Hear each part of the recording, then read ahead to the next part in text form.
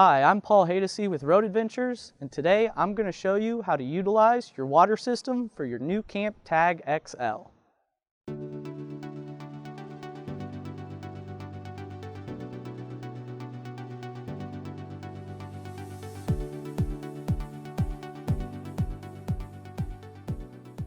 If you are hooked up to city water, there is no need to turn the water pump on. Since we are utilizing the freshwater tank today, we will need to turn the pump on to create the pressure for the water to go through the system. The switch is located right behind the sink. Once the switch is turned on, you're now ready to use the sink by turning the knob towards you. You'll notice the sink starts to fill with water.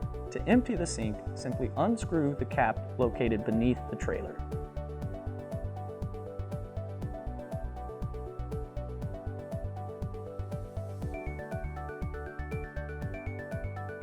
This unit also features an exterior shower. To use the shower, the first step is connecting the hose to the trailer. To do that, simply pull back on the quick release and insert the brass end of the hose. Once the hose is connected, simply turn the green nozzle clockwise to open the hose. You'll notice if you keep turning it clockwise, you can adjust the spray. Then turn it counterclockwise to close the hose.